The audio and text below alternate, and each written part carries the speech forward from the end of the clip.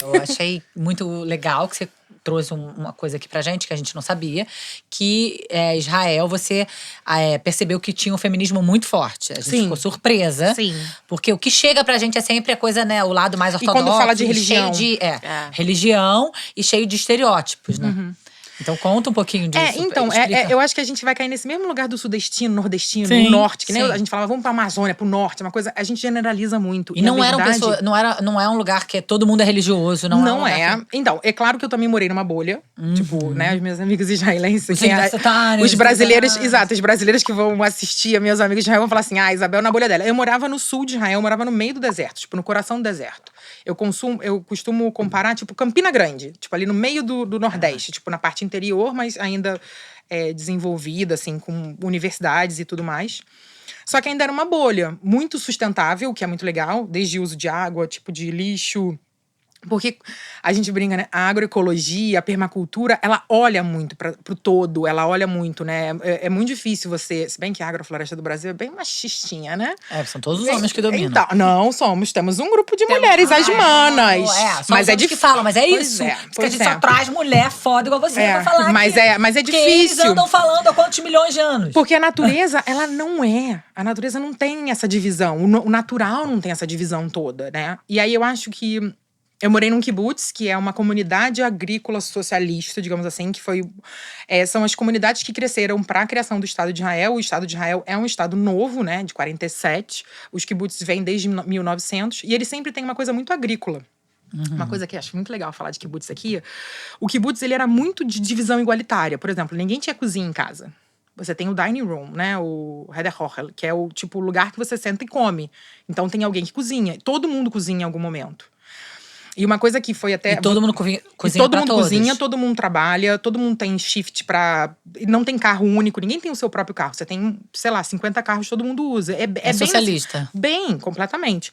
Só que também tiveram alguns erros. Um deles, já que a gente tá falando com o Verônica aqui, fala tanto de amamentação, foi da amamentação.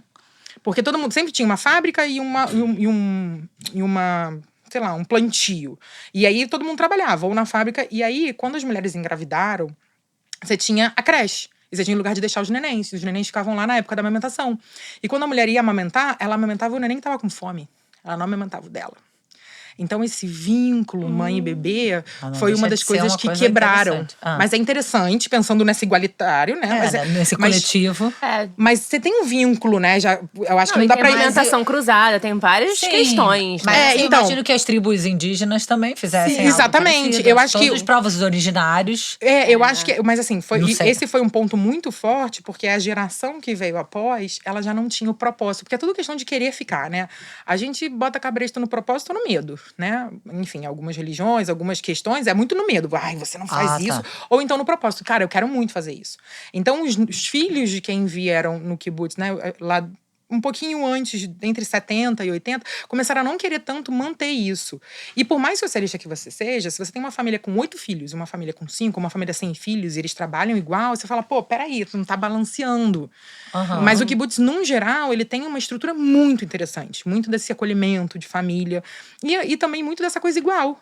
Tipo, quem vai lavar a louça é homem ou mulher, do coletivo. Não tem essa diferença, né? Tipo, a máquina mais pesada. É claro que acaba tendo uma questão de força. Que eu acho que faz um vínculo muito grande na questão da agricultura. Quando eu comecei a trabalhar com mulheres na agricultura e entender essa questão do protagonismo, onde elas estão, as mulheres fazem banco de semente, as mulheres organizam plantio, só que tem a questão da força. Quando você tira a questão do fator da força, que é um pouquinho de tecnologia, seja uma agricultura de gotejamento, de uma mangueirinha pingando ali, diferente de carregar 50 litros de água, que ela vai ter que pedir pro marido, e aí fica o crédito dele. Então isso também é muito interessante, como a tecnologia também pode mudar um pouco e falar, opa, peraí, tem outra forma da gente ver e independente do gênero, é isso, sabe? A gente tá junto. E eu acho que isso me trouxe muito. No kibbutz era muito forte isso. Você via que tinha um pouco de cada coisa. E você tem algumas figuras muito fortes no judaísmo, tipo Golda, mesmo a mulher do Ben Gurion, que teve que se apagar uma parte da vida para que ele fosse primeiro-ministro, e se discute muito, se traz muito leitura. Lê-se muito em Israel também, isso é muito forte. Eu não leio hebraico, mas a gente lia muito. E aí eu, de repente, comecei a... Peraí, e a ciência? E a gente tinha grupos de mulheres na ciência na universidade. As mães, todas as alunas de doutorado, elas tinham 6 meses amamentando até 8 de bolsa durante o doutorado. Isso não existe no Brasil, que eu saiba. A bolsa do doutorado no Brasil já tá difícil. A ciência no Brasil tá quase impossível. Entendeu? Mas lá tinha isso. Então era muito interessante. Tipo, eu vi várias amigas podendo ter filho e ter esse momento, né? Porque é difícil fazer um doutorado, é experimento, é tese, Muito. é estresse. E aí a gente tinha esse grupo de mulheres na ciência para discutir possíveis projetos. E aí eu também fiz parte de uma época de discussão da bolsa. A L'Oréal tem uma bolsa para mulheres na ciência. Que é muito interessante, um valor muito alto, assim, sabe? E a Marie Curie, que é uma pesquisadora também super famosa e que só foi famosa depois que faleceu, e ela também tem uma bolsa, e é a bolsa da Marie Curie de pós-doc, você pode pagar o seu marido para ir com você. É muito legal, porque você tem outras bolsas que o marido pode trazer a mulher. Tipo, por que não a mulher trazer o marido? E aí eu comecei a perceber que, cara, é muito difícil. É difícil porque na ciência, muitas vezes o protagonismo, o nome que sai em artigo, eu acho que a forma que a gente analisa a ciência no Brasil ainda é muito fraca.